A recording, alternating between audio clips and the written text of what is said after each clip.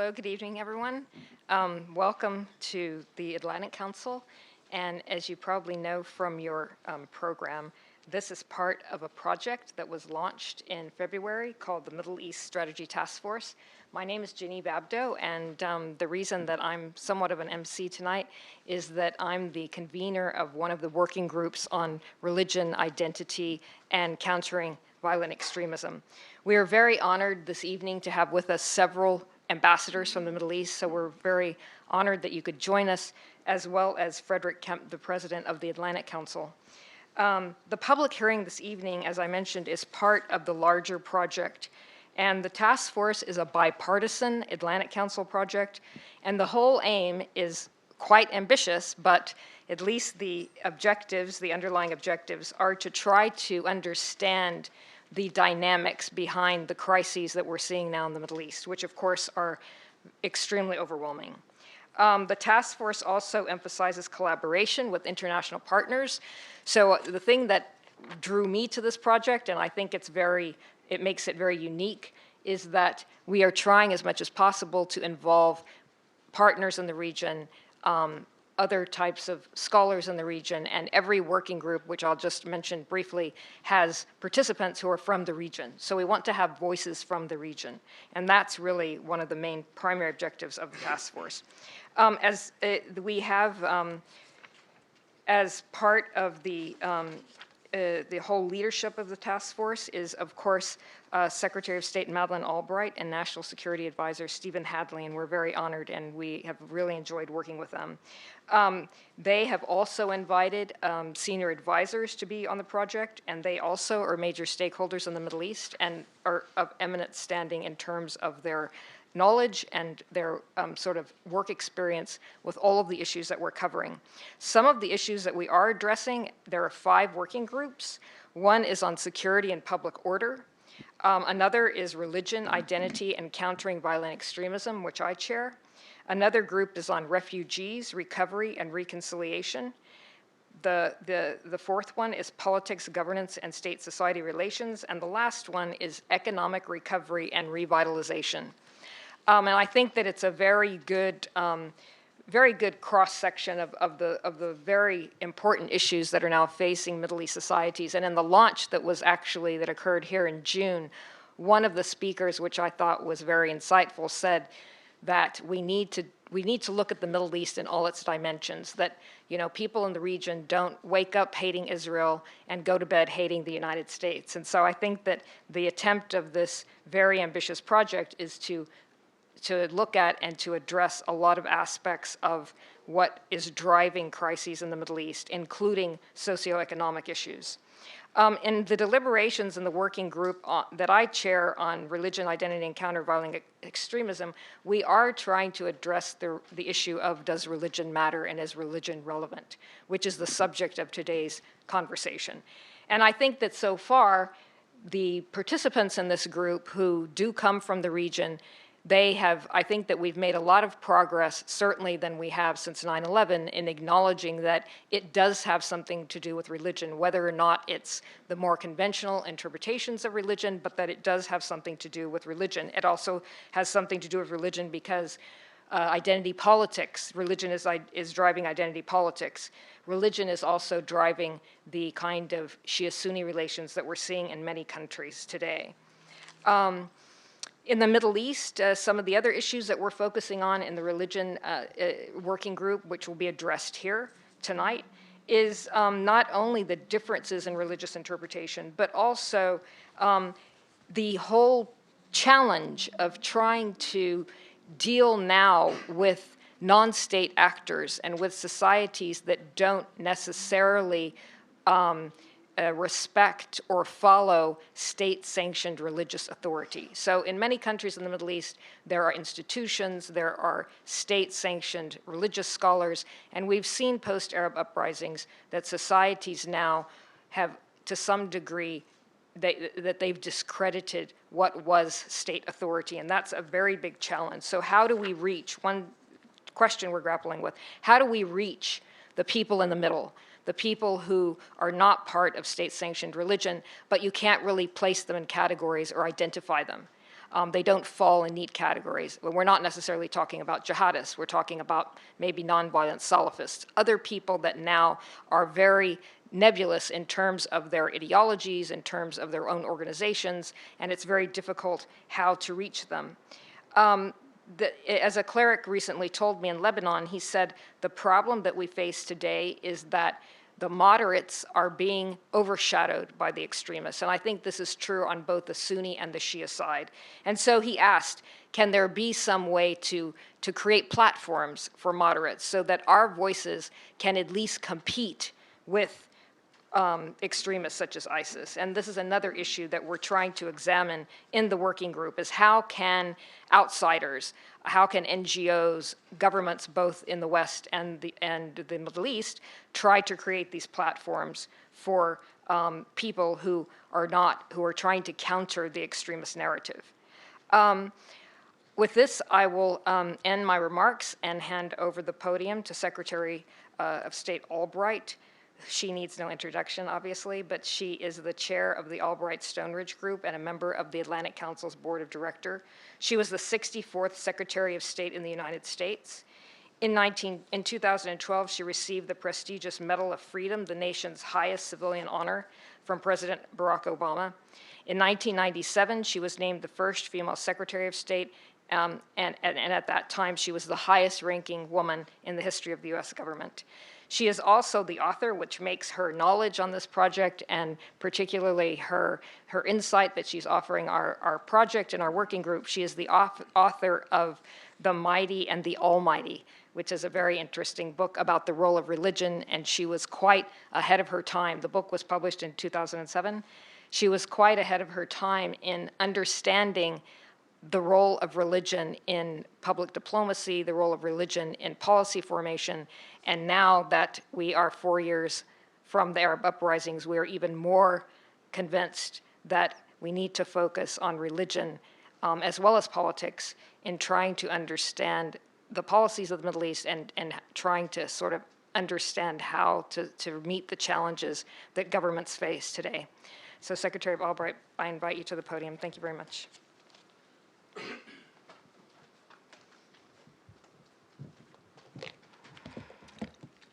Jeanine, thank you very much for your introduction, and I just would like to say that Steve Hadley and I are truly grateful to have so many top-notch people involved in this effort and helping to steer our 5 working groups. Today's discussion, as Jeanine mentioned, will explore her working group's area of focus. And we have a truly interesting group of panelists and a number of distinguished guests in this audience who will want to engage on this subject, so I will be brief.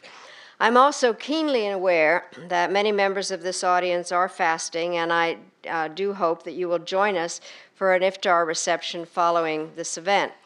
But as we wait for the sun to set, I thought it would be worth sharing my perspective on this evening's topic. I do so as someone who has spent a lot of time thinking about the relationship between religion and international affairs, and as Jeanine mentioned, I even wrote a book about the subject.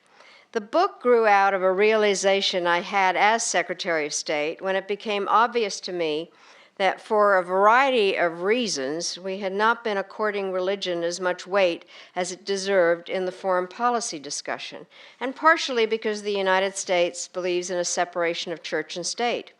The fact is that world events are influenced by people acting out of faith, passion, and a sense of who they are and where they fit. We saw this in Iran in the late 1970s, in Poland in the 1980s, in the Balkans in the 1990s, and I would argue we see it in the Middle East today. So to understand why others act as they do, and to persuade others to act as we would wish, policymakers in the United States and elsewhere need to take religion into account. The question is how to do this without creating new problems. And it's a challenge that a friend of mine has compared to brain surgery, necessary to do but disastrous if you slip up. A steady hand is needed, but so is a base of knowledge and expertise.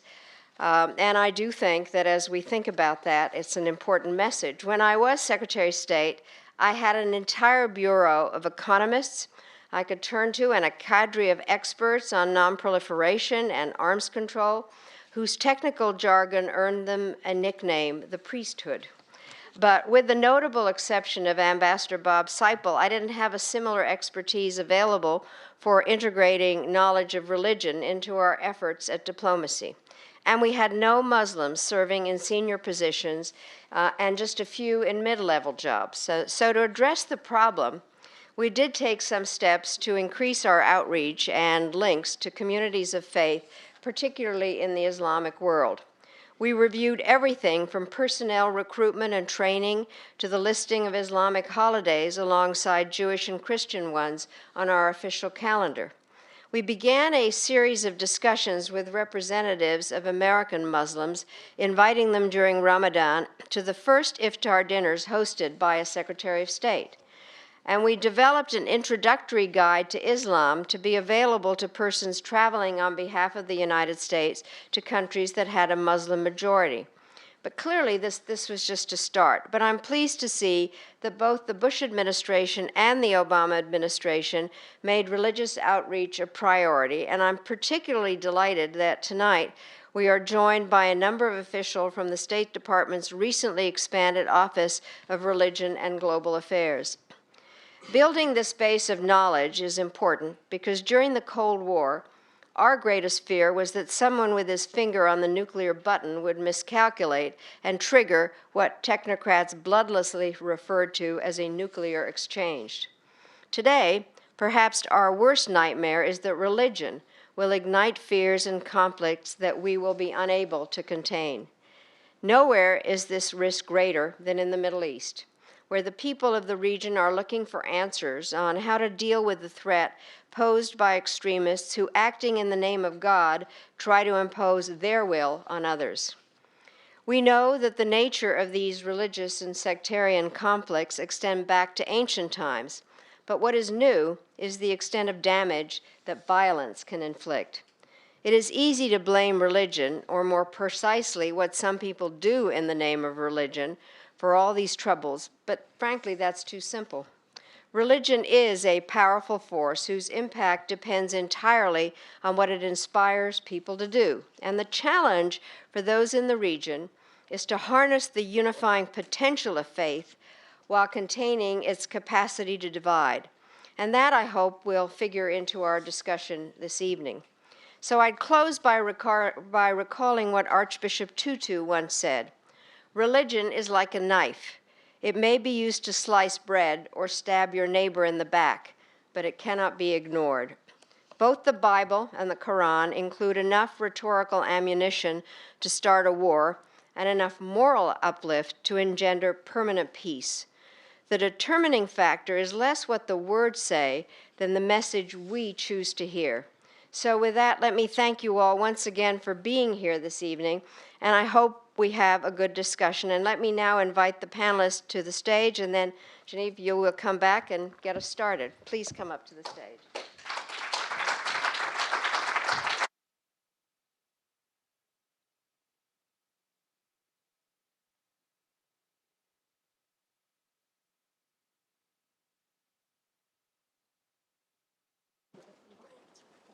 I took your podium. My voice is pretty loud,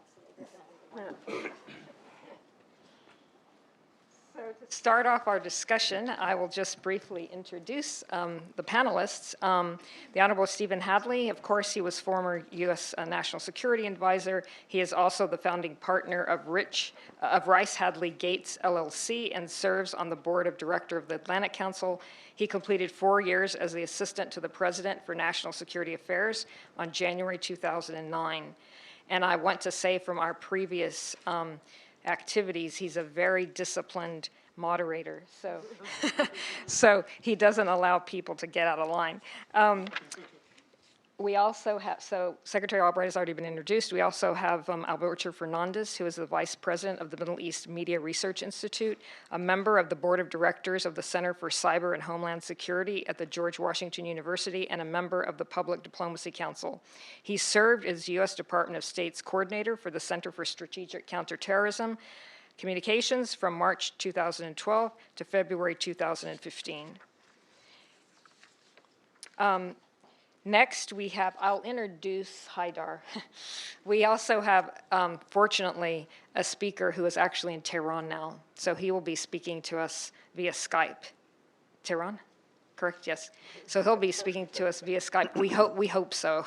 I think there could be some glitches with the technology. There we have it. He has him, great. Okay, hi, Haidar. So I didn't know you were up there. Haidar El-Khoury is an associate fellow in the Middle East and the North Africa program at Chatham House. He is also a doctoral student at the London School of Economics and a fellow at Forward Leaning, a London-based nonprofit focused on the Middle East. He previously conducted research at the Center for Academic Shia Studies from 2010 to 2014, and he's also comes from a very prominent clerical family. Neha Sagal is a senior researcher at the Pew Research Center, specializing in international polling, particularly on topics related to interreligious relations and political Islam. She is involved in all aspects of survey research, including designing the questionnaire, monitoring fieldwork, and evaluating data quality. And she's going to tell us, give us some overview of some of her polling. And I can just assure you that it's quite interesting, particularly as it regards Shia-Sunni relations, as it regards attitudes among different sects in the Middle East.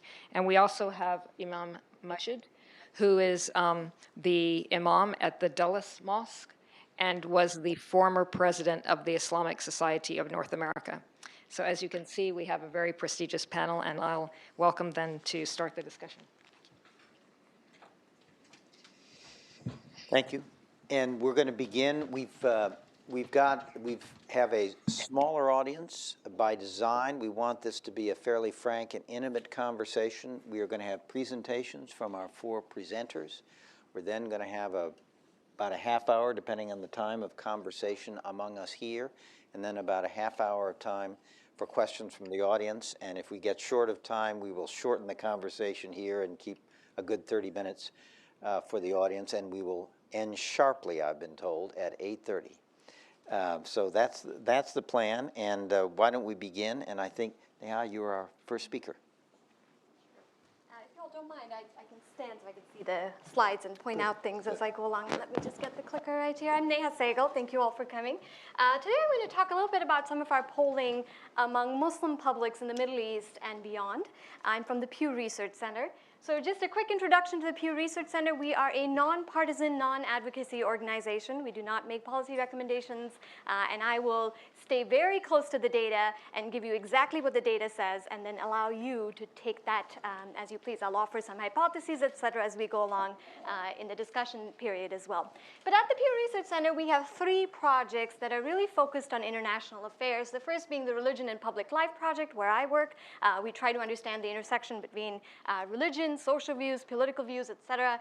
Some of our studies have been on global restrictions of religion and, of course, attitudes among Muslims around the world.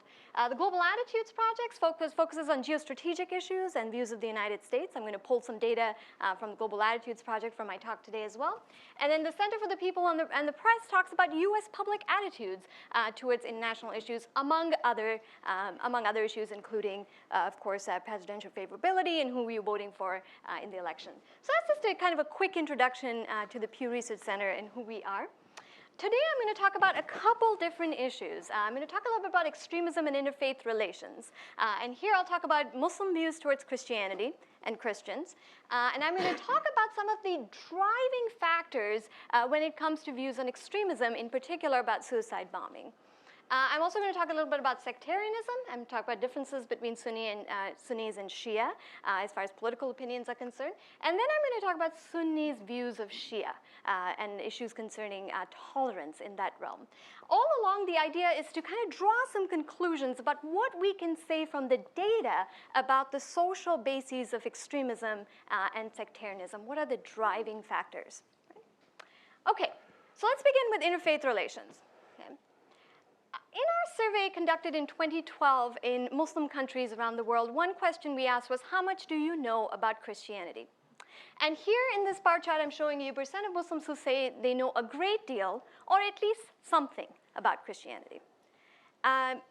There's a lot of data here, but I think a pattern is immediately very clear. There's a regional pattern here. In sub-Saharan Africa, at the bottom, we see higher levels of knowledge about Christianity among Muslims. Another country that seems to pop out is Bosnia. Higher levels of admitted knowledge about Christianity among Muslims. Okay? So it seems that in countries where there are mixed populations, more diverse populations, Muslims and Christians both, there seems to be greater knowledge. Okay? Another question we asked in this survey was, do you think that Islam and Christianity are very different religions, or do you think they have a lot in common? And to me, what's interesting about this slide is almost looks like an image of the first slide. It's the same pattern. In sub-Saharan Africa, we see higher levels of people saying that Islam and Christianity are actually very similar religions. Right? Similarly, Bosnia seems to stand out. Okay? So again, countries where the populations are mixed, people seem to have more knowledge, and they also seem to admit that Islam and Christianity share common ground. Okay? So there seems to be a relationship here. Is there one? Yes, there is. Among Muslims who say they know a great deal, or at least something about Christianity, there's a higher admittance of the fact that the two religions actually share common ground. Right? And the gaps are actually quite big as compared to those who say they know not very much or nothing at all. So knowledge seems to be correlated with views of common ground. And of course, in this particular table here is actually just a crosstab, so we don't know if other factors may be driving this. So just to be sure, I conducted a more kind of sophisticated statistical analysis called regression, where I can control for several other factors, including demographics, and various other things, and actually find that even when you control for other factors, knowledge seems to be still related to views of common ground, right? And particularly, even if when people participate in interfaith dialogue, they seem to have a greater sense that Islam and Christianity actually share some things in common. Okay. All right, let's talk about extremism. Okay, what are some of the driving factors here?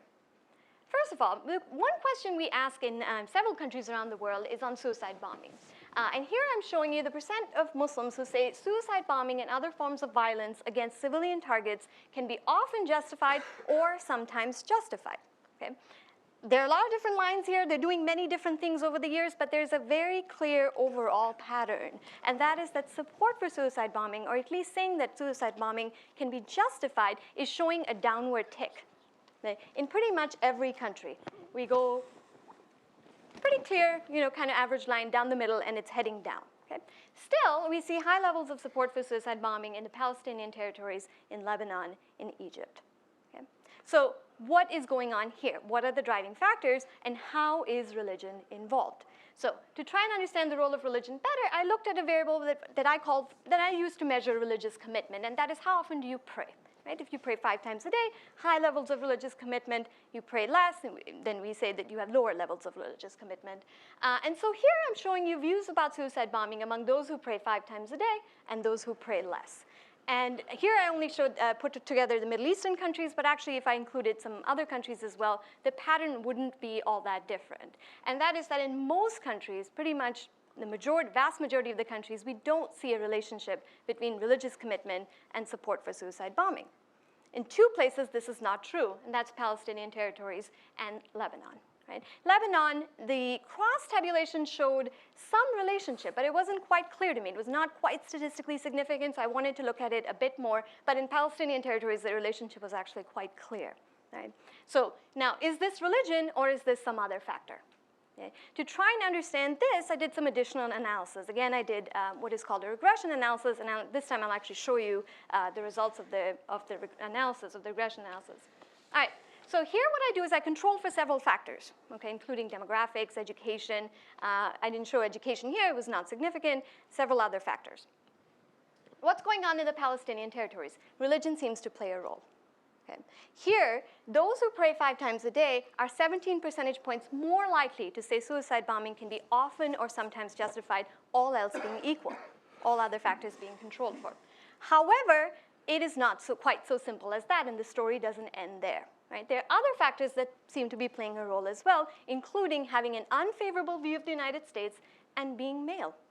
Right? So demographics seem to be having an influence as well. Lebanon. Religion is important, but it's not what you think it is. It seems to be driven by religious identity.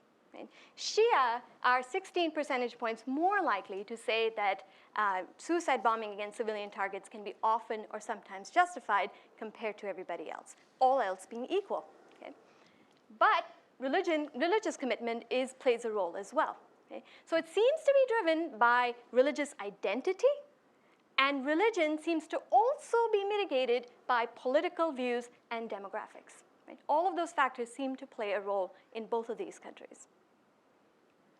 So I've talked a little bit about sectarianism already in Lebanon, and that's a good way into looking more deeply into Lebanon about the views of Sunnis and the views of Shia.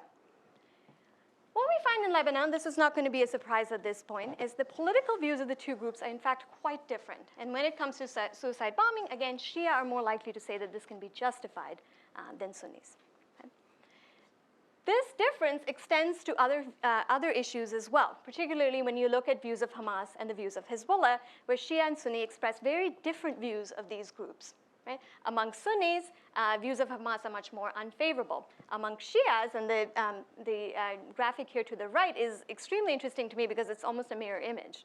Right? Views of Hezbollah much more favorable among Shia than they are among Sunnis. Okay? And this difference extends to views of the United States as well, right? Where we find that among Shia, views of the United States are considerably more unfavorable and lean more in the negative direction compared to Sunnis. All right, so what does all this mean for views of Sunnis towards Shias? Okay. Interestingly enough, I showed you a lot of political polarization, always a difficult word to say, in Lebanon. But when we ask Sunnis, do you consider Shia to be Muslim? Okay, we find a very interesting results. Two countries, Iraq and Lebanon, count among the highest proportion of Sunnis saying that Shia are in fact Muslim. Here, I kind of put together all the countries where Sunnis, the percent of Sunnis saying that Shia are Muslim is among the highest, right? Among all the countries where we ask this question, it's about 25 countries or so. Okay? Notice that Iraq and Lebanon are the only Middle Eastern countries.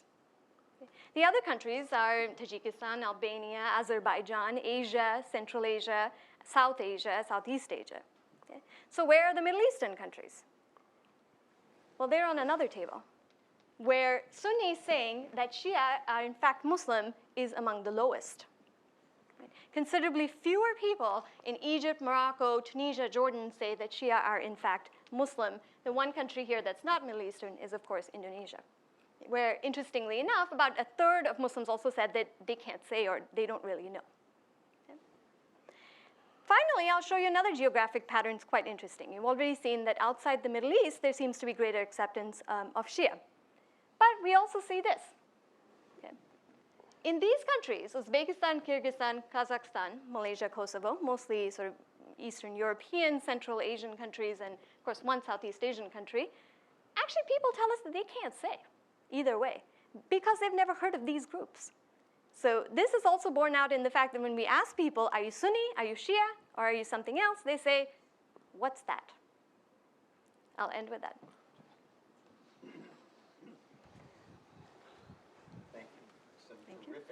Data. We will have an opportunity to try to figure out what to make of that data from a policy standpoint. Thank you for that. Next, Imam Majid. Thank you very much for inviting me to this part of this panel. I would like just to respond to the data that I have just heard.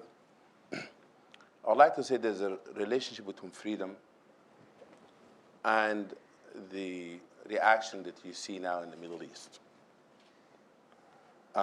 Especially when you're talking about the relationship between the majority-minority relationship or the right expression of it of the citizens of the country who are not Muslims.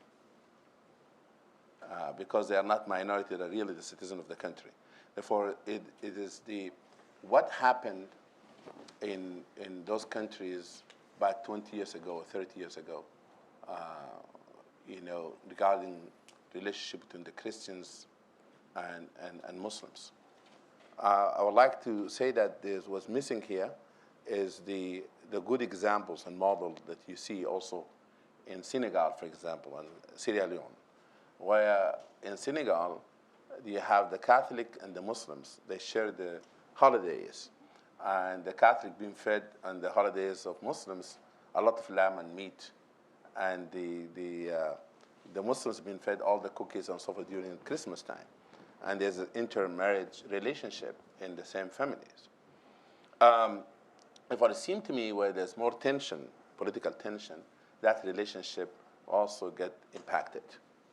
And where also there is no enough freedom for all the segment of the society, you have that reflected in the relationship between the citizen of the country, Muslim versus Christian and the others. I would like to say that the examples of Iraq, for example, if you ask the Iraqis, was members of my communities, many of them are from Iraq, the relationship was an awesome relationship before the falling of Saddam Hussein and the collapse of the system and the government in Iraq. There was a relationship. Maybe the government have, discrimination, maybe, but Tariq Aziz was by the way, in no way I'm endorsing Saddam Hussein. I'm just talking about the reality on the ground of the relationship of Christians and Muslims in Iraq, and what happened after that in the collapse of the government and the state. The Yazidis, they was living there for a long time, and the Christians living there for a long time. And the Iraqi Muslims and the Christians, they have good relationship. Therefore, I would like just to put things in perspective, if I may, in those relationships. In the relationship of being religious and being extremist, of course, I'm so glad that the data say there's no really relationship in praying 5 times a day and committing suicide, bombing, and so forth, because many people associate religiosity with extremism. You may have someone very devoted Muslim, but does not believe in violent extremism. And a person might also, you have a woman might wearing niqab. That doesn't mean her view of others always is covering her face, that negative. If we might disagree with how the person practices Islam, but does that make them really being not tolerant toward others and accepting others? That is something very important, I think, in this discourse. By the way, my personal views on those issues and how to practice Islam, it might differ from the person covering their face and so on. But I would like just to be fair in the discussions here. That is, religiosity has something to do with extremism. Also, I would like to say that regarding interfaith and interfaith, Muslims Americans realize that it is very important for us to address this issue of Shia-Sunni conflict by creating our own platform in America, and we created a committee from the Shia and Sunni communities to address this issue, because we see the rhetoric online and YouTube and so forth, really very dangerous discourse. Therefore, we created a declaration, DC declaration, we brought the Sunni scholars and Shia scholars, and we signed a code of honor and a declaration of building understanding between both communities. But we realized that that is not enough. We need to do more in building that relationship in the grassroots level. And therefore, we call for the twinning of the mosque. We did twinning of the synagogue, mosque and the synagogue, but we did the twinning of the mosque, the Sunni and Shia mosque, where really can exchange imams and have the imams give the speech here and give the sermon and so on in both mosques, so that this issue of whether they're Muslim or not is not be in anyone's mind, whether the Shia or the Sunni. I would like to say for interfaith work also, we see a change now in the Muslim world. Many interfaith centers have been established, one by Saudis, Qataris, Turkey, and others. All of them have promoting interfaith work, Jordan, which is a shift. We see the increase, there's increase of need of the interfaith work. For interfaith work, the Oman message meant to address that, the conflict, and called the takfiri ideology, calling person not a Muslim because of disagreement in how they interpret Islam. before I would like to end here so that I'm an imam and I can give you a sermon.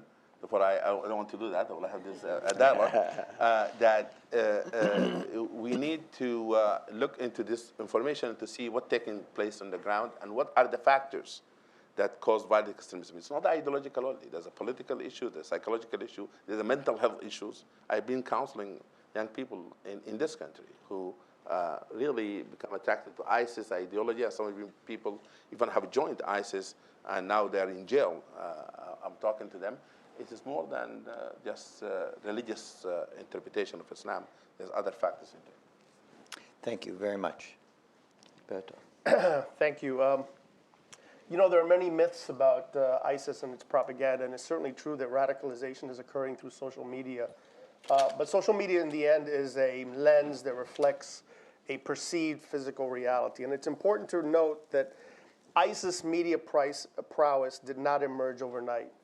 Al-Qaeda in Iraq changed its name to the Islamic State in 2006.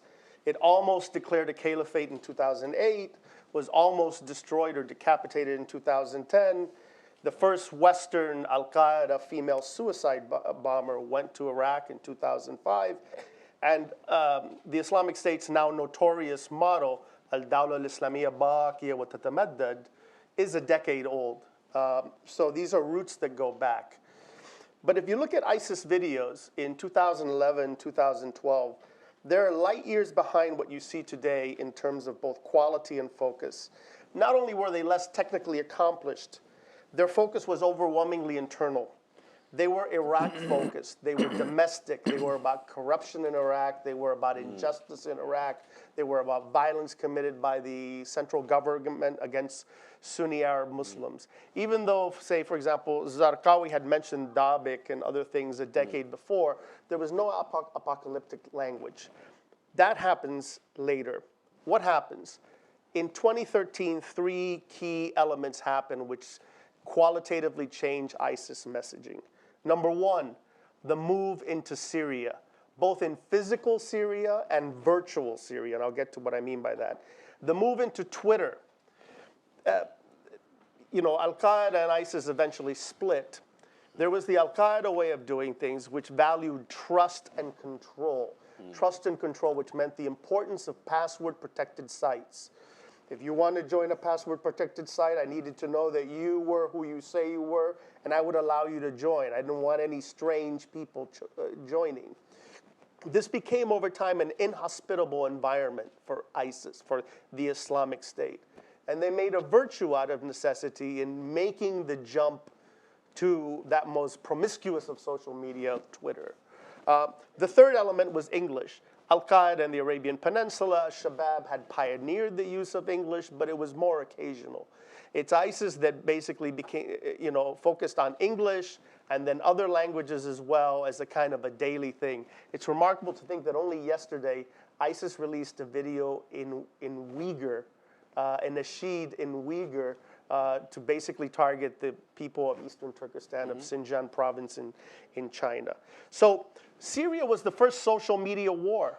So Syria provided this space where there was experience and venue for ISIS to make this qualitative jump in its media outreach. Now, all these 3 factors continue to be important, and they've been coupled, obviously, by a 4th event, which are the dramatic events that happened in June of 2014 with the fall of a large part of Iraq into the hands of ISIS, and the declaration of the caliphate. The caliphate restored theme about the dawn of a new, fresh, utopian state has even now eclipsed the conflict in Syria as a powerful tool for mobilization. The ISIS media network is always on. They're like 7-Eleven. They're always open. Whether from the organization itself or through its network of supporters. Their media apparatus has a dynamic strategy, and they're constantly looking to improve the quality of production. There's a feedback process that leads to the evolution of production and strategy. While we don't know exactly all of the masterminds, there's no doubt that a lot of Westerners or Western-trained people are involved. Each ISIS studio has their own staff, and they compete with each other to do better. The ISIS media functions with a logic, you could say, almost of either news organizations, and we have some people who are from the media here, or from Hollywood, which is to top previous productions, to increase effects, and to generally enhance viewer experience. It's like Fast and Furious 7. You know, you want to do better than the last one. The main studios, Al Furqan in Arabic and Al Hayat in Western languages, have bigger budgets and means, but you see the states, Al Wilayat, specialize in doing, you know, particular items particularly well. So for example, some of the most grotesque violence has come out of Mosul, Wilayat Mosul, and some of the more kind of touchy-feely, kind of compassionate stuff has come out of Wilayat al-Khair, which is Deir ez-Zor. They take time, and they've developed over time a long pre-production process with using many cameras, using sophisticated media. You see their material constantly improving. And they have a huge quantity of data constantly growing, coming in from field media operatives, and they have enormous archives of images. Music and sound design is really important for them, which is remarkable considering that music is forbidden for them. But they have a music department, which of course specializes in anashid. You know, anashid being a song sung by a male chorus with no musical instruments. Individuals such as the former German rapper Deso Dog, who raps for ISIS in German and in Arabic, are involved, and these often have English or Arabic subtitles. And you can find ISIS musical material right online embedded in non-jihadist Islamist channels. I was going to play one for you, but I won't do that for you. But I actually I went to see how long it would take me. I went moments before we started. I went online, went on YouTube, entered some words, and within seconds I had an ISIS nasheed, which had 500,000 views, embedded within an environment of other nasheed which were not necessarily jihadists. They were Islamists, they were Salafis, but they were not ISIS produced. And by the way, these music videos I'm talking about are not produced by a fan or a supporter. This is official propaganda of the Islamic State. In fact, in some of the music, you can hear the sound of gunfire because, of course, that's the original soundtrack from the battle footage of the video. So while ISIS production have been designed with a target audience in mind, they tailor their message for a specific audience. They try to have visual codes that will be universal and appealing. There's basically two main objectives for the audience: fear for the enemy and awe for supporters and recruits. There's this wonderful phrase in Arabic, haybat al-dawla, the awe and prestige of the state. Also, fear of the state is implicit in that term. And ISIS is all about haybat al-dawla, haybat al-dawla al-Islamiyya. In some of my media appearances, I've compared ISIS to kind of a pufferfish. You know, pufferfish blows itself up to make itself look larger than it actually is and more menacing than it actually is. And it does that with its propaganda. Again, despite the Western media coverage, most ISIS propaganda is not particularly gruesome. That material is a small but significant part of what they do, designed to provoke reactions in the West. So to this impressive internal media operation, ISIS adds as a cutting-edge jihadist counterculture. This is really important. It's a virtual counterculture. That's why appeals to authority are so mistaken. The idea, which I found when I was in the US government, only months ago, the idea that if we only got some imam, if we only got some old guy with a beard, and we trotted him out, all our problems would be solved because his mouth would open and ISIS would come out with its hands up. This is not the way it works. As we all know, there's been in the region and maybe in the world something which is called the democratization of religious knowledge. Just like those of us who are in social media, everyone's an expert. Everyone knows and has an opinion about everything. Kind of also happens with religion, that everyone's an expert, everyone's an imam and says, no, this is what it says, this is what you have to do. So ISIS has created, using this kind of jihadist counterculture, a large network of online supporters, and volume matters. In 2012, ISIS had established about 2,000 accounts on Twitter. In 2014, they were establishing 11,000 accounts a year. Almost 1,000 of those accounts that had location metadata embedded were in Saudi Arabia. Now, some of those accounts were very lightly used and were shut down by social media companies. But generally, we can say that pro-ISIS accounts on Twitter peaked in late 2014 with about 50,000 accounts on Twitter. The number today is slightly less, but it's still in the high 40,000, something like that. Of that amount, 2,000 accounts do the bulk of the work. To give you a sense of scale, if you take all of the accounts on Twitter, not just the US government, not just the State Department operation, which I headed, and you put all those accounts that are active on Twitter against ISIS together, you will come out at most with about 200 accounts on Twitter. So on our best day, we were outnumbered by ISIS by 10 to 1. And sometimes it's much worse. One anecdote about my previous job in the Center for Strategic Counterterrorism Communications. Last year we experimented, we did something which is known in social media circles as jumping a hashtag. And we jumped an ISIS hashtag to kind of ruin their day. This was a hashtag which was hashtag calamity will befall the US. I think it was in July of last year. We began early on. I canceled everyone's leave. Everyone got to work early and began tweeting and began messaging, putting stuff on. By the end of the day, we had done our best. We had fought the good fight, and we put up close to 1,000 messages. There were 100,000 messages on that hashtag. So we were outnumbered 99 to 1. So 10 to 1 actually would be an improvement. As I said, the key part of the ISIS messaging and recruitment in 2013-14 was Syria. And this is important. All too often we're confused and we talk about the slickness or the professionalness of ISIS propaganda. But the power of its messaging, especially in those years, was about something which is true about the sectarian carnage in Syria. There's no good answer. There was no good answer by communicators to the thing. The Sunni Arab Muslims are being slaughtered by Assad, and something needed to be done. There's an emergency happening. You, the Muslim in Western Europe, you, the Muslim in America, your brothers are being killed right now, and you have to do something right now. Now is the time to act. Western governments, Muslim organizations, charity groups had no really good answer for that. So jihadist groups offered righteous, religiously sanctioned violence against an evil force. And the fact that ISIS was the grimmest, most extreme, and noisiest of all the jihadist groups made them more attractive, not less so. In other words, their extremism, their violence, their implacability made them more attractive, not less so. This is a problem for us and continues to be. The problem is that a large part or a significant part of the ISIS message at that time was a message which was at least partially true.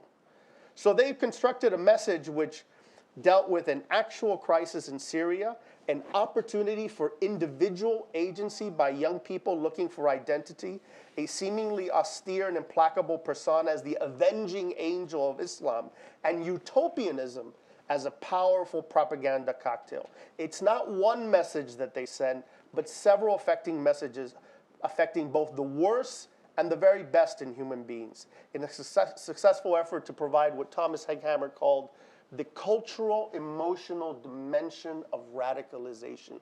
It's not about the facts. It's about feelings. It's about your impression. It's about that process of belonging. This vision of belonging is really important when we observe how ISIS recruits. There's no one road to extremism. But if we could make a generalization, there's usually a personal dimension. People absorb media, and then there's something else which happens. A neighbor, a friend, an imam, or through remote intimacy, somebody that you talk to in social media, somebody that you're Skyping with, somebody that you're talking with. Governments can't do that by themselves, and that's a real challenge in how do you replicate an anti-jihadist personalized intervention? How do you reach out to these clusters of troubled individuals or individuals who are searching? Finally, I would just say in closing that I think we need to have, when we talk about this issue, we need to have some humility and patience in what we're trying to do. the correlation of forces which led to the rise of ISIS, to its resonating particularly in this moment, have decades-long roots in the tectonic forces moving the region.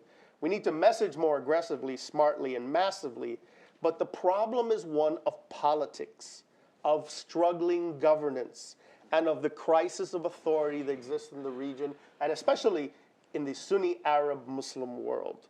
This is then reflected in the media space and not the other way around. Thank you.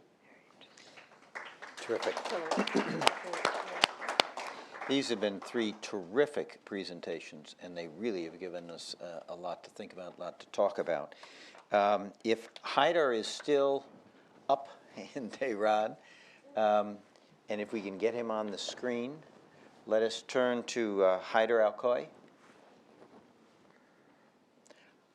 Clearly. I'd like to begin by thanking the Atlantic Council for inviting me to speak today. It's a privilege to be on this distinguished panel. And I think it's really great that the Middle East Strategy Task Force is engaging with voices from the region to bring the conversations people are having here into the policy debate in DC. I think when it comes to the role of religion in politics, we have a problem of definition we need to deal with first. I mean, what is religion? What is politics?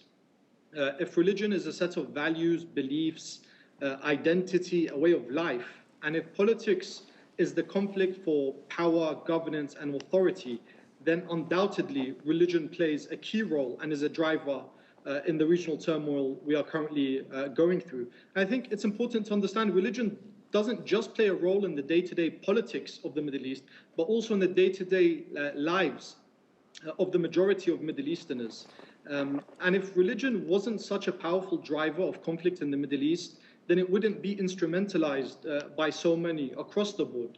And we should note that religion can be both a constructive and a destructive force. And as Secretary Albright mentioned in her introduction, religion is a powerful force either way, but the result depends on how and what it inspires people to do in the name of religion. I think the other problem we have when discussing this issue is that the line between religion and politics is often blurred or invisible. I mean, where does religion end and politics begin? And you can take your pick: Iraq, Iran, Syria, Saudi Arabia, Qatar. You know, in many cases, religion is politics and politics is religion.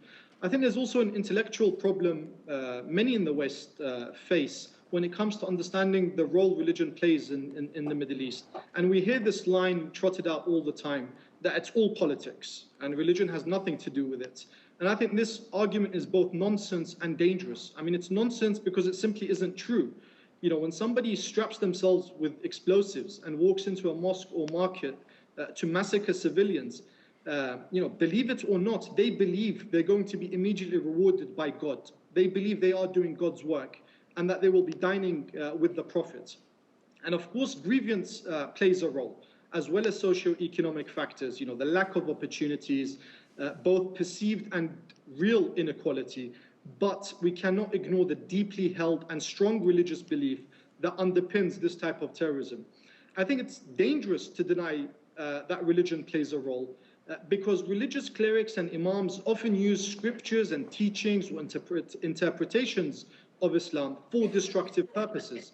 And if we believe that it's got nothing to do with religion, then policymakers miss a golden opportunity to use those very same tools and channels for more constructive purposes. Rather than debate what part of the conflict is religious and what part is political, I think a good place to start when it comes to addressing the crises in the Middle East is to explore how political leaders can work together with religious leaders to combat extremism. And there are positive examples from the Middle East. I mean, it's not all doom and gloom. In Iraq, Ayatollah Sistani has consistently fought extremism and has saved the country from a lot of needless bloodshed. And although he is the country's highest religious authority, he actually calls for a civil state in Iraq and not a religious state. And clerics should stay away from executive roles in government and stick to learning, teaching, and spiritual guidance. In Oman, which is in the GCC, religious minorities have the freedom to worship without fear. Shias and Sunnis, as well as those of other faiths or no faith, they do live peacefully together. In Kuwait, another GCC country, despite the tragic mosque bombing recently, Shias and Sunnis do have good relations with each other. In Egypt, too, we have seen the government recently put pressure on the religious establishment to moderate its curriculum to combat extremism. The point I'm trying to make here is we can't simply import Western models and try to implement them overnight in the region. There are positive examples from the region that can be helpful to the region when addressing today's crises. And of course, when we talk about regional turmoil, the Saudi-Iranian rivalry, I think, plays a massive role in fueling the Sunni-Shia divide because they are political giants who often rely on Sunni and Shia allies to advance their foreign policies. Of course, it's not exclusively the case for either Saudi Arabia or Iran, but certainly their political conflict escalates the religious conflict. Having said that, I think we should recognize that the Shia world is a lot bigger than just Iran, and the Sunni world is a lot bigger than just Saudi Arabia. There is space for interfaith dialogue away from this politicized conflict.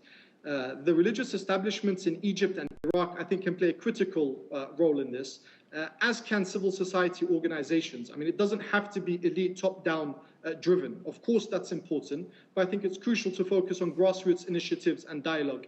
As NIHA's polling data shows us, knowledge of the other plays a key role in understanding and tolerating the other. And I think this dialogue is a responsibility of everyone in the region, not just the governments or religious establishments. I think we need to be more honest about the historical roots of sectarian violence. Many seem to think that Muslims were living peacefully for centuries until the 1979 revolution in Iran, or more recently, the 2003 Iraq war. And here I'd like, I beg to differ with Imam Muhammad. There clearly was sectarian conflict and violence under Saddam Hussein's Ba'ath Party. Tens of thousands of Shias in the 70s were deported to Iran. Shia practices were banned. In the 90s, tens of thousands of Shia were buried in mass graves during the Intifada. Saddam's tanks rolled into my hometown of Najaf with placards bearing the slogan, "No more Shias after today." Even before that, in the 80s, dozens of Shia scholars were executed. Shia schools, Shia libraries, they were burnt to the ground or bulldozed. So sectarianism in Islam is as old as Islam itself. And there have been horrific episodes of violence. Take it right back to the 7th century, the 10th century, 16th centuries. Muslims have been shedding the blood of other Muslims. And I think we need to be more honest about this. Of course, the extreme version of this argument is made by pundits on the other side of the debate to say that Muslims have been at each other's throats for 1400 years, ever since the death of Prophet Muhammad. And, that's also not true, but I don't think we can ignore the episodes of sectarian conflict and violence and pretend they never happened. I'd like to conclude with just two quick observations regarding the data presented by NIHA. Number one, it was interesting to note that the polling showed that Shias are more likely than Sunnis to say suicide bombings can be often or sometimes justified against civilian targets, when in fact Shia militants don't employ suicide bombings against civilians. And here I'm not just talking about the Middle East, but across the world. 9/11, 7/7, the Mumbai attack in India, the Bali attacks in Indonesia, the Boston Marathon bombing. None of these terrorist acts were committed by Shia militants. And secondly, it's also interesting to note that the polling shows that whilst the majority, and in many cases the overwhelming majority of Sunnis believe that Shia are indeed Muslims, it was sad to note that the majority of respondents in Malaysia and Indonesia either said, no, the Shia aren't Muslim, or they can't say if they are Muslim. And I say it's sad to see these particular statistics because these two states are often viewed as models of democracy and tolerance in the Muslim world. And I'll conclude with that. Thank you very much. Another terrific presentation. I know, Imam Majid, you have to go, and we have held you past your time. If you need to slip out, fine. If not, I will ask you a question before you go. You have done, in some ways, are on the front line of the ideological battle here that we're seeing and that we're talking about today. How do you approach the youths and the others that hold some of the more extreme opinions that Neha pointed out? What's effective, and to what extent does religion figure in their views, and to what extent does religion figure in your response to counter their views? Yes. Before I respond to this question, I would like just to clarify a point I said earlier. I was referring to the Christian-Muslim relationship in Iraq, Right. not Shia and Sunni relationship. I know Saddam have done tremendous, damages to relationship between Shia and Sunni, and have done massacres. I'm talking about Christians-Muslim relationship. In Syria, for example, you have not, this recent event about Christian being attacked in Syria is after this violence in Syria. Before that, as Syrians, how the Syrian Muslims, Sunnis, and the Muslims and the Christians had what kind of relationship they had. That I'm talking about Christian-Muslim relationship. Understand. But let me address this issue. I counsel some youth, as you maybe have seen in media, who their parents brought them to me because some of them decided to join ISIS. And they were in the process going to Syria. I'm talking about 15, 16 years old, teenagers. Unfortunately, one of them ended up in jail. You have heard the announcement that from Woodbridge, Virginia here. The common things between all of them is that they were looking for a purpose. Mm-hmm. They were looking for the platform to make a difference. And the ISIS, as you said eloquently, have provided that for them with the concept of dignity, izzah in Arabic, restoring the dignity. They created a kind of disconnect between them and their imams, the mistrust, and or the mosque, because all of them being recruited online. They created kind of disconnect between them and their parents. Don't listen to your parents. They disconnect them from their circle of friends. And therefore, they lost all the what we call social safety net. Yeah. And they become completely vulnerable. When I talk to them for 1 hour and 2 hours, ISIS talked to them for 12 hours. There's the reason this young man went to jail after all the counseling, because ISIS never let him alone. And what I can do with him for 2 hours, ISIS undo it in 1 hour and a half, and for 6 hours and so forth. They are the ones who are very close to him. They know what time he goes to bed. They know what time he gets up in the morning. They know what kind of food he likes. They know him more than I do, and they know more about him than his own parents. Therefore, they created this kind of virtual society and virtual community of the group that they have your back, the same way the gang function in America. Yeah. When you get into it, you will become part of the family. And this young man was able to convince a young man who is Shia and convert him to become Sunni, and then he sent him to Syria. The young man is in Syria now. And he drove him to the airport. He was in charge of the Twitter account of ISIS in the United States, 16 years old. Therefore, the problem here is that is not having one imam to speak. You need virtual imam. And our response to this is the following. We created now 3 platforms. We think that maybe it will help. We created something called Muflihun, and it has an Arabic name intentionally, because if you have any other names, it will not have legitimacy. And Muflihun means those who are successful, taken from the verse that join what is good and forbid what's evil, and you'll be among those who are successful. Now, this organization meant to deconstruct the ideology of ISIS. But you need to have an internet movement, which is last week a young lady in our mosque with a group of young people establishes One True Islam. And if you go to the website, give $1 to defeat violence extremism ideology. What they want to do, they want to create an operation center where they actually, this information of deconstructing Dabiq and other ideological belief of ISIS and Qaeda and others can be communicated online. having many, many Twitter accounts. And then the third component is to need to create a platform where young person feel a sense of purpose. They created Muslim Compassionate Corps. This also created by young people, because they are the one who I asked them, what do you think could be the answer? It says Muslim Compassionate Corps, just like American Peace Corps. But it's faith-based. You teach people Islam and have them act upon it, and have them to involve them in America and abroad.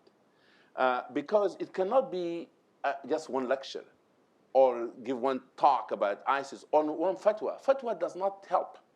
It creates a response. What was that the fatwa become educational programs, become program on the ground.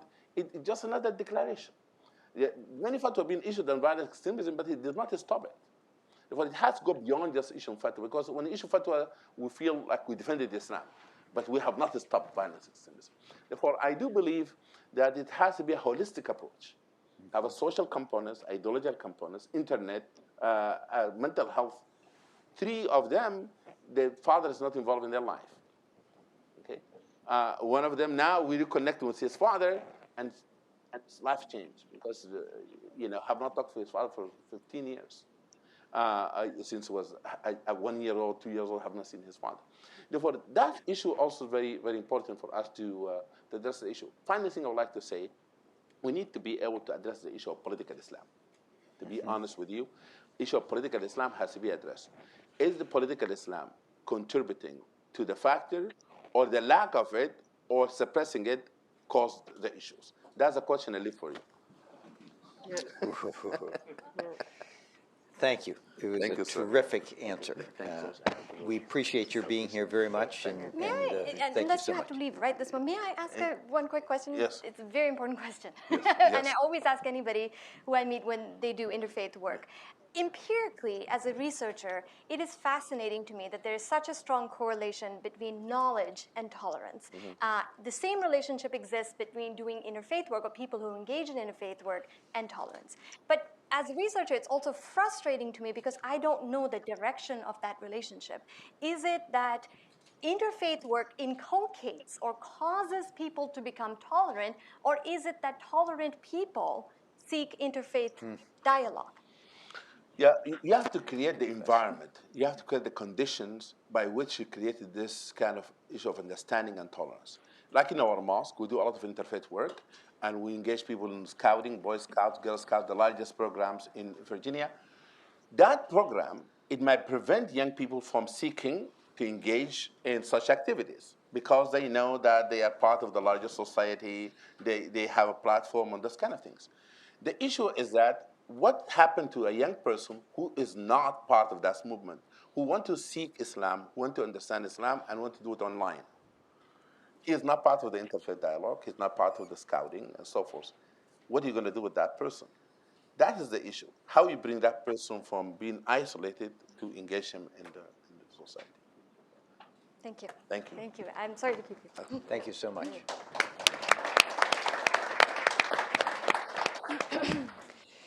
Haider, I'd like to ask you a question, and I'd like you to sort of elaborate on some of the things you were talking about, particularly from the Shia perspective. We often, I think, in the United States, view sectarianism and religious extremism as a problem affecting the Sunni sphere of the Middle East. But how worried and how much of an issue is it in Iran, for example, among a large Shia population? Is it the same thing? You made the distinction between Sunni and Shia. Sunni extremists have become specialists in suicide bombers. Shia extremists have not resorted to that. So is there a difference in the Shia community? Is the view of sectarianism and religious extremism somehow a different kind of problem than what we're seeing in the Sunni community? I think it's a matter of interpretation. No matter how you cut it, radical Sunni Islamism and jihadism is very different to radical Shia Islamism and jihadism. And it's the interpretation of Islam that I think is going to be the biggest challenge for the Sunni world itself. When you declare the other a non-Muslim, when you declare his property, his woman, his life, as open game. When you reach that level of religious discourse that people use to justify walking into mosques, walking into markets, and blowing themselves up and killing dozens of innocent civilians, men, women, and children. This discourse simply doesn't exist in the Shia world. Now, that's not to say the Shia world doesn't also have a problem or a debate between the moderate forces and extremist forces, but it is nothing like the current violence we are seeing in Syria or Iraq. There is no religious basis. The interpretation of Islam, no matter how far you want to take it, won't allow you to commit the atrocities that terrorists are committing across the world. And that's why I said it wasn't just in the Middle East. Thank you. Thank you very much. Let me ask one last question, and then we'll turn to the audience. And Alberto, let me ask you if I can ask you to elaborate one other thing. When you mounted this campaign, for example, to go after the hashtag and got, outgunned 100 to 1, was the religious discourse an element of the response you mounted? No, I mean, the U.S. government, we've always been very careful in how you use the religious discourse. In other words, it's difficult for the U.S. government to tell any faith-based organization, your religion says this, or this is not what the Quran says. We feel that we would lack credibility. Now, what you can do and what you find effective is quoting them back to themselves. Mm-hmm. So, for example, a basic part, we've discussed it here, basic part of the ISIS discourse, right, is that Shia are not Muslims and others are to be killed. And so one of the most effective messages that we've used is, who is the ISIS target audience? It's Sunni Arab Muslims, especially in Syria and Iraq. So you show how ISIS kills Sunni Arab Muslims, not Yazidis, not Christians, not Shia, not the killable categories, but their people. So for example, you would highlight things like, there's a veteran jihadist in Syria named Abu Khalid al-Suri, sent by Zawahiri to Syria with Ahrar al-Sham. He was assassinated by ISIS. That's the kind of stuff you use. So you do use the religious discourse, but you can't make the argument yourself. You basically use their argument against them. But in terms, if religion does have something to do with the extremism we see, yes. In your view, is the United States government handicapped because of the understandable restrictions they feel, both, in terms of our tradition and also in terms of effectiveness? Well, Madam Secretary has written very eloquent about this. I think that, and Will McCants had an exchange recently with Ayaan Hirsi Ali on the Brookings website on Foreign Affairs about this very issue, reforming Islam. Right. The U.S. should support reformers. And Will, who's a friend, basically said the U.S. is incapable of doing so. Yeah. I don't think the U.S. is incapable of leaving the legal question, but the U.S. is not very good at it. It's clumsy at it. It's primitive at it. We need to find ways to have allies and partners and people that can do that. Because if ISIS disappears tomorrow, they've already succeeded in one thing.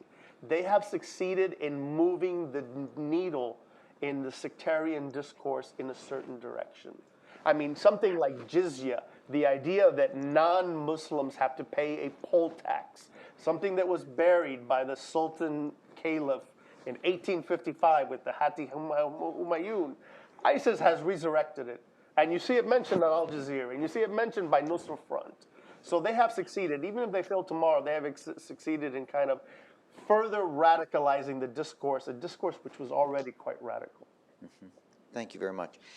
Now we're going to get a first question from the audience for you, and then we're going to open it up more generally. We have about 30 minutes. We're going to stop right at 8:30 sharp. Question for Neha, and then we'll open it up more generally to questions for the panel. Please raise your hand. We will bring a microphone to you.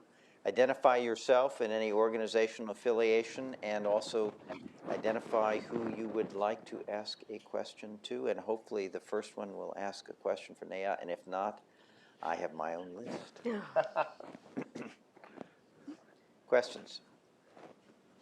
Sir? My name is Michael Allen.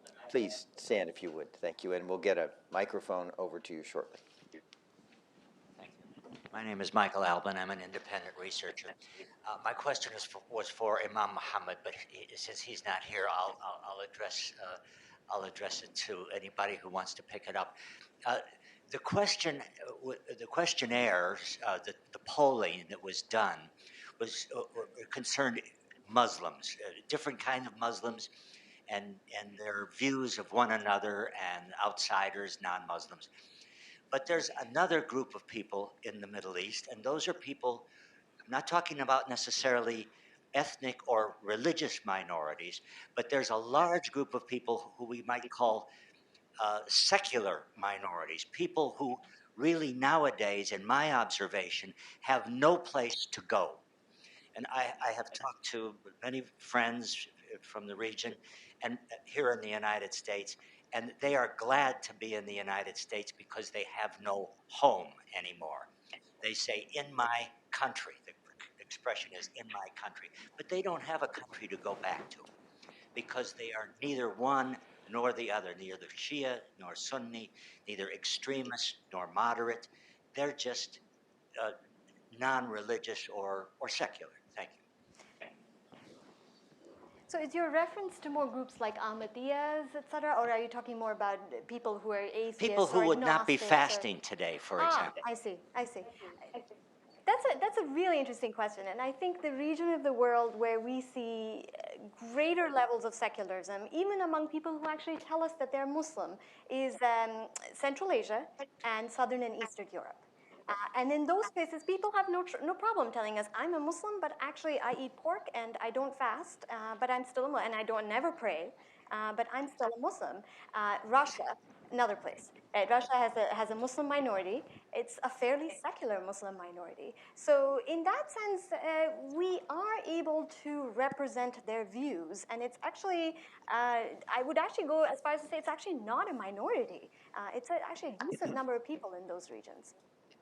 Can I just pick up on something? And I think the question is of identity these days. Let me just say, and listening to the polling initially, my thought was how much of this is political. I am going to Srebrenica tomorrow.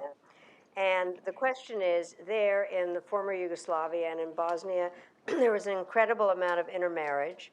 And it was not only later that I think people that have been to Sarajevo talk about being able to see mosques and synagogues and churches, and that as the fighting developed, then and the sense of nationalism coming, I believe, from the Serbs, then that created this kind of sense of the need to have one to be forced to have a Muslim identity, and then when people were killed for being Muslims, it did in fact enlarge this sense of identity. So for me, and it goes a little bit to your question, is we and more are being identified as something, whether it's in smaller and smaller groups.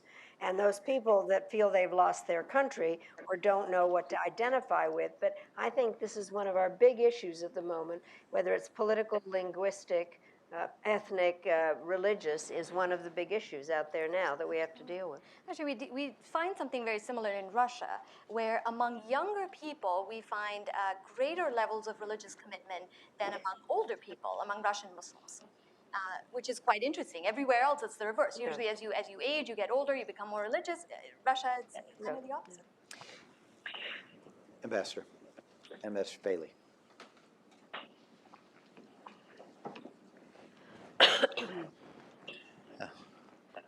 Thank you very much, everybody. Another important and rich discussion. Thank you. I think, if I may, I would like to look at the problem in a different perspective.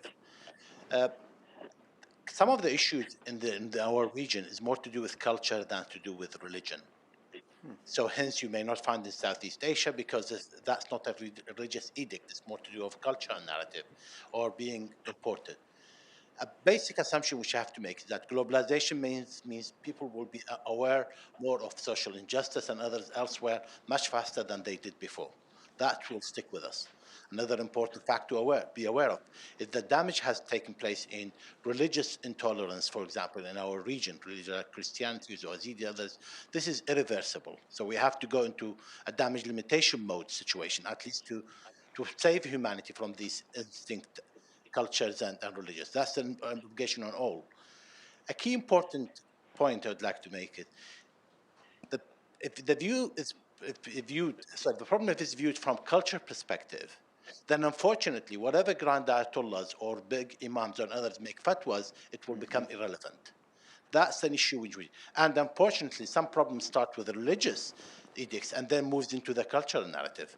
That becomes harder for us to change. So I would call that the issues be viewed from a multi-layers or multi-views rather than just a religious edict being made or not. We have new tools in globalizations, whether it's Twitter and others. They are still in the immature phase. Until we go into a mature phase where people use it in the right usage, then unfortunately all these damages will take place. So we have to be aware as to what policies we have to address these issues and minimize their damage. Thank you. Thank you. Yes, ma'am.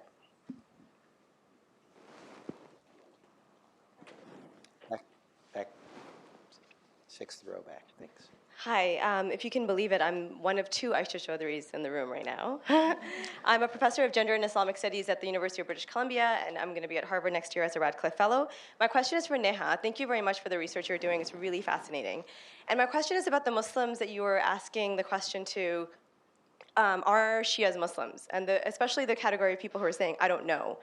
And my response, like my initial impression of that was more in line, I think, with Heather's, which is much more pessimistic, which is to say that it's not that they had never heard of Shias, it's that they were uncomfortable saying that someone who claimed to be Muslim might not be a Muslim. So could you tell us a little bit more about the kind of question you were asking them and the kinds of answers they were able to give, and if you were able to document people saying, I don't know what a Shia is, or if there was room for that, or if that's interpretation. Thank you so much. Great question, and actually, when Haider mentioned it, it actually suddenly occurred to me that, there could be multiple interpretations of why people are saying that they don't know. Now, the way the question was asked is, I'm going to read you the names of some groups. Please tell me if you think that these groups are Muslim or not. And it was actually what we call a list question, so we included Ahmadiyas. In Indonesia, in fact, a group called Aliran Kepercayaan was included. It's a small group declared to be non-Muslim by the government of Indonesia. Several other groups were included in the list, including Sufis. Now, why are people saying they can't say? Is that because they're uncomfortable saying no, or that they really don't know? There's another question we asked that could actually provide some clues, so we could actually triangulate a little bit. We also asked people, what are you? Are you Sunni, are you Shia, or are you something else? We find that in Central Asia and in Indonesia and Malaysia, a lot of people don't actually give us a sectarian identity. They say they are just a Muslim. And that's actually, we don't offer that as a response category. They volunteer it. Right? We don't say, you're just a Muslim. No, they tell us themselves. Or they say they don't know. Or they tell us, actually, I don't know what you're asking about. And that's actually very clear feedback I got when we were even testing the questionnaire in those countries, that people are kind of looking quizzically at the interviewer and saying, what are you asking me about? So that actually gave me some indication that perhaps when they're saying they can't say, it's possible that they've never heard of the group. Your interpretation is likely as well, just that this other question is giving me a clue into how people are thinking about this issue. Very interesting. Yes, sir.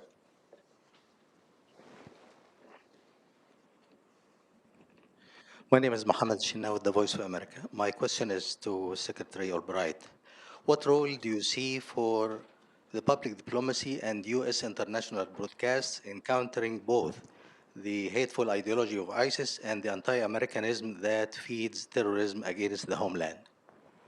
Well, I believe in public diplomacy, and I think that one of the aspects of public diplomacy that makes it different from propaganda is that it is not just a message going one direction, but one where there's a dialogue and try to establish what it is people are thinking in where the broadcasts are going, and then have a two-way aspect. I think that one of the issues is trying to figure out what the message is, how it is tailored to the needs of what is going on in the country. But I definitely, one of the issues about public diplomacy is where does it belong? The question is, how does it operate in the State Department? How does it work with the Voice of America? That is one of our kind of bureaucratic issues, I think. And in terms of how it fits in with whatever the regional issue is, because as you pointed out, it's different, whether it's in Central Asia or Southeast Asia or whether it's in the Middle East. But I do think it has a very important role. I'm going to come back, if I can, following up on that, and may I ask you a question, and it requires you to step out of your researcher, data analyst role and respond to a consequence or two possible consequences of your data and see whether you think this is right.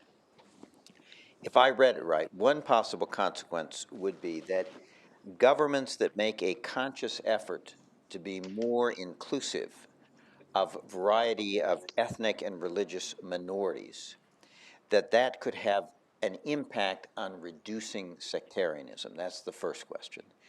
And then the second one is parallel to that.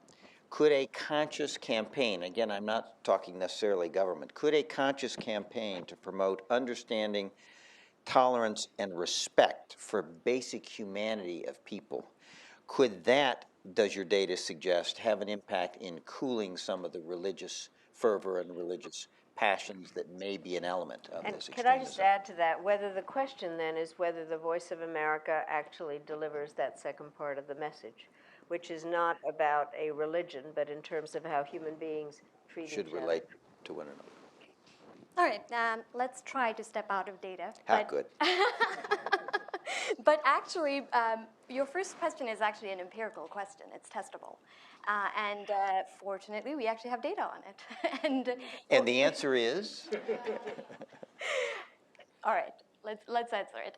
So one project we do at the Pew Religion unit where I work is we have an index of government restrictions on religion.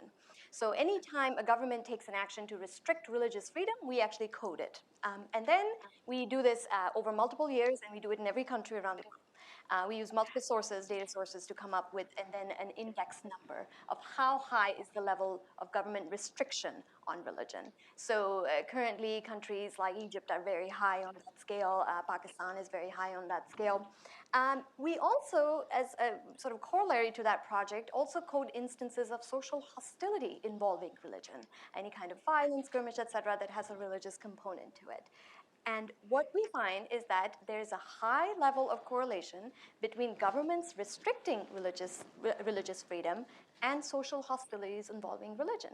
So countries where restrictions are high, social hostility is also high. And the inverse is true as well. Where restriction is low, social hostilities are actually quite low. And the question I would ask you is on that is the one you actually asked before.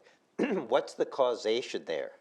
Is that because there is religious hostility that you have the restrictions, or is it the restrictions that are in fact producing the religious tension? That's, again, a fascinating question, and we can do some analysis over time to see what the nature of that relationship is. Now, there are governments in the world that will constantly say that the reason we are restricting religious liberty so much is because we would have kind of an all-out religious riot if we didn't. And actually, what we find in the data is that that kind of relationship just doesn't exist, right? So social hostility seems to be going up in the countries that are restricting religion. If we could, and I'm going to put this really to Steve and Jessica and Genevieve, I think if we could get a look at that data and you could share that with us, it would be very interesting because we are burdened in this study to sort of make policy consequences and policy recommendations. And it seems to me if that data is right, it gives you a real policy advice that you would give to countries in terms of damping down the religious fervor, if you will, which you're actually creating by the very legislation that is supposedly to prevent religious clashes. So if that data could be shared with us, that would be terrific. Absolutely, all our data. There is a point that was made, was that when Egypt outlawed the Muslim Brotherhood, it actually created more attraction to it by some, and the Right. right that. Exactly right. Your And did- second question, sorry, go ahead. Yeah, I was going to ask you to come to Now, the second yes, your point. Thank second, you. your second question. I am personally very interested in views of tolerance, so I study this all the time, and I keep running numbers over and over again just to see what I come up with. One analysis I did showed that all else being equal, and so again, I'm talking now in terms of regression analysis, in the Muslim world, among Muslims only, people who use the internet or had internet access seem to have more sort of open views towards the West. And so, to me, this was a very surprising result, and I wondered, well, could it be related to education? Could it be related to other factors? So I held all of those equal, and the internet seemed to still be associated with more tolerant views, openness towards Western culture. Then I got kind of interested, and I started looking at many other factors. So I started looking at views of Christianity. I started looking at views toward other Muslim groups. And what I found were differential effects. So views towards Western culture seemed to be most strongly correlated with internet use. Views of Christianity, there was a moderate effect, but it was still discernible. When it came to views of other Muslim groups, or within Islam, or pluralism within Islam, hardly any effect at all. So, in response to your question, a campaign, a lot of that, as you were talking about, is done on the internet. What we find is empirically, the internet use seems to have differential effects based on the topic that we're talking about. Interesting. I think it would be useful if we could look at that data as well. I think it would provide a basis for further analysis. Other questions for the panel? We've got a group now. Yes, ma'am. Hi, my name is Renee Slosky. I actually work here at the Atlantic Council as an intern in the Eurasia Center. I have a question for Ambassador Fernandez about the presence of ISIS online. You talked a lot about its strengths, but a lot of people point to some vulnerabilities that it has as well. Sometimes things like phantom groups that kind of lessen ISIS's message, conspiracies being spread through the same channels that ISIS uses, and maybe sometimes going too far beyond the Islamic State as far as its reach, you mentioned, into Uyghur territories such like this. I was wondering, to what extent have you seen this activity, and do you think it's really effective? And kind of a second question, social media, they've moved now to social media as their main way of getting out their messages, but that also opens them up to questioning in some instances, and I know ISIS, bases a lot of its power on the feeling of connection that it has with its people. So by not answering tough questions, does that also lessen their image? And to what extent have you seen this in your Well, I mean, research? there are things you see online which could be, false flag, or, intelligence agencies, or all kinds of funny business affecting them. But there's not a lot of volume. They still have the horses. They have the numbers. And so those things are basically pinpricks that you see. It's not really that significant. Their messaging continues to be socially media based. Like I said, it's a positive message. That's a problem. It's, we see the horrors of what they do, and we're of course repulsed by it. But most of the stuff they put out, if you're a conservative Salafi Muslim, what they're not an unattractive option. If you're a Sunni Arab Salafi Muslim, you're presenting something which is more or less acceptable, especially if the alternatives are some kind of sectarian Shia vengeance, the types of things that they play up, or the Assad regime or something like that. It becomes the default position. So the ISIS position, which we see as extreme, and it is extreme, seems almost reasonable for millions of people. And that's a problem. Interesting. Before we go to the next question, Haider, I want to give you a chance to weigh in and comment on anything you've heard here before we go to the next question. Thank you very much, Stephen. I just wanted to comment. I didn't quite hear the question about culture and religion, but I just wanted to ask some questions. I mean, ISIS have fighters from dozens of different countries from across the continents. So whilst culture certainly plays a role, what culture unites them? I mean, what language unites them? What race unites them? but what religion unites them, and more specifically, what particular interpretation of Islam unites them. And when I mention religion, it doesn't necessarily follow that I mean Shia-Sunni violence. I mean, in Libya, there are no Shia, or very few Shia, but the Libyans suffer from the same violent extremism that plagues the rest of the region.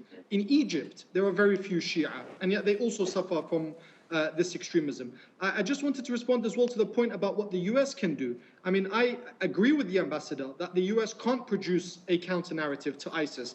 At the end of the day, this is a debate that Muslims need to have with each other. But what the US can do is pressure its allies to do more, particularly since 9/11. The United States has allowed its allies to get away with murder, literally. I mean, the money that Saudi invests in the US and the role that it plays to counter Iran in the region, I think has led many in the US to turn a blind eye to this destructive role that it plays, both its government and religious establishment. And we need to be honest here, the disproportionate weight that Saudi and its religious establishment has had on the Islamic world has been a result of the political support from the West. And it's this that has undermined more mainstream Sunni Islam. And I'll just conclude, when ISIS use Saudi textbooks for their schools, this should ring alarm bells in the West. I mean, Secretary Clinton in the WikiLeaks cable was clear that Saudi Arabia acts as a critical source of terrorist funding and indeed is the largest source of funds for Islamist groups worldwide. So yes, the US can't produce the narrative, the counter-narrative to ISIS, but it can do much more to counter ISIS. Alberto, do you want to comment on that? I was just going to agree with him. If you go home and go on, I don't recommend it, but if you go on the Fatwa Authority of the Kingdom of Saudi Arabia, which is in English and in Arabic, and you read what they believe how Christians should be treated, it is exactly what ISIS says. It's basically jizya, death or expulsion. There's absolutely no difference. As George Wallace said, there's maybe a dime's worth of difference between them. And that's a problem. It doesn't mean that the Kingdom of Saudi Arabia doesn't fight terrorism. It does, but it's a house divided against itself. It both fights terrorism and propagates terrorism at the same time. Not the kingdom, but that environment is there pushing out this kind of poison. Other questions? Sir. Richard LeBaron, I'm associated with the council. I'd like to pose a question to Haider and sort of ask him to reflect a little bit. Terrorism, of course, presents a huge threat, but the biggest war in the Middle East with 1 million, maybe 1.5 million victims was in recent history between Iran and Iraq. And in an atmosphere that you describe of intense sectarianism, I just wonder whether you think there's a threat that things could deteriorate in that part of the world to the point where you would have a conflict that would dwarf the efforts of ISIS very quickly.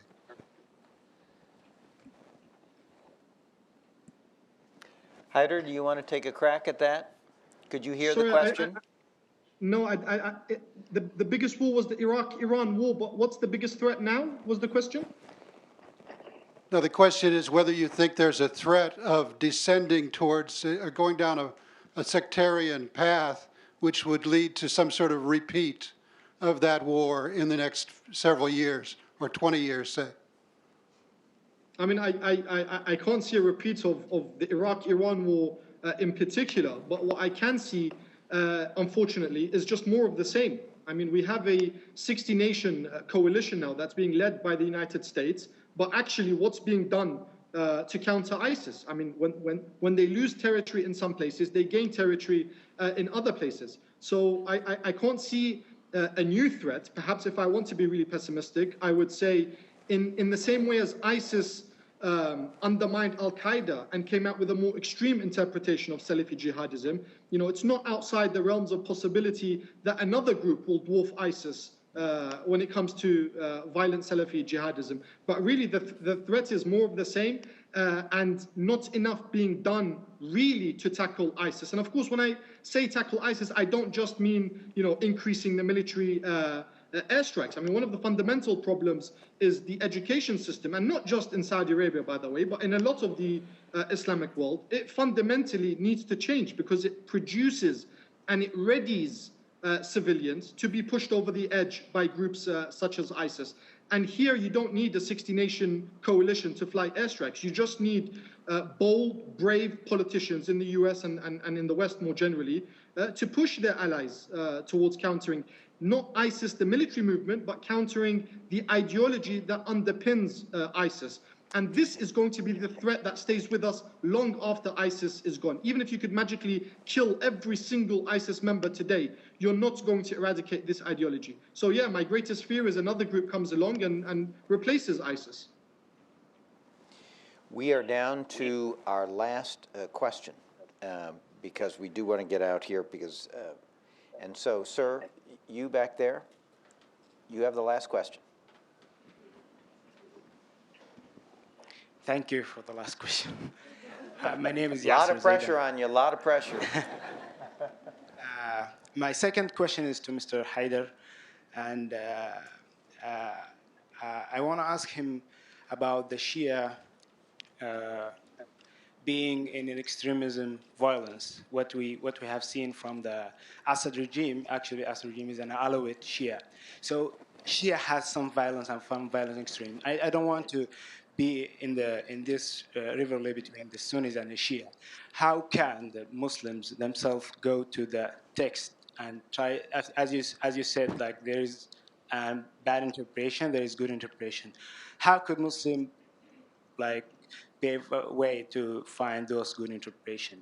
My second question is to the panel: who comes first, the radical mind or the radical text, and how can we like deal with those either things? Thank you very much. Haidar, did you hear the question? I had the question that was directed to me, yes, but not the second question. Good. We'll start you on the first, and we'll let the panel deal with the second. On the Shia end of extremism, I wouldn't say Assad is Shia or his regime is Shia. I don't consider him as a Shia. And indeed, the atrocities that the Syrian regime has committed hasn't been in the name of Islam in the same way that Jabhat al-Nusra, Harar al-Sham, or ISIS have committed. It's in the name of his secular dictatorship. And if you're expecting me to defend Assad, I'm not going to. I mean, the Syrian regime itself played a vital role in turning a blind eye to the very same terrorists that it is fighting today. I mean, after 2003, and no thanks to the rhetoric from the Bush administration that Syria was going to be next, Assad facilitated terrorists to go into Iraq and keep the Americans bogged down there, and a lot of Shia ended up being killed as well. So it wasn't a case of a Shia regime protecting Shia interest. It was very self-serving, and the Shia paid the price then, and they're paying the price now in Iraq. And Abushra, you want to try and take on the second question? Well, I mean, all belief systems have within them the roots of intolerance and great humanity. And so that's true in the texts of Islam and in the practice. You can go back and find early examples of intolerance, early examples of extremism, going back before Ibn Taymiyyah, going back to, Al-Futuhat al-Islamiyya, the beginning, and you can find the opposite. So the question is, what do we do with that? And that's true, by the way, of belief systems that are religiously based and non-religiously based. I mean, the greatest mass murder in the 20th century was committed by belief systems that had nothing to do with religion. We've come to the end of our time. I would like you all, I want to thank you all for coming at this late hour. I would like you to join me in thanking our panel. And then we will break and invite you out to the lobby for breaking of the fast and from some words that we will get from Ayatollah Iravani. So thank you for coming, and join me, please, in thanking our panel both here and in Tehran. Thank you.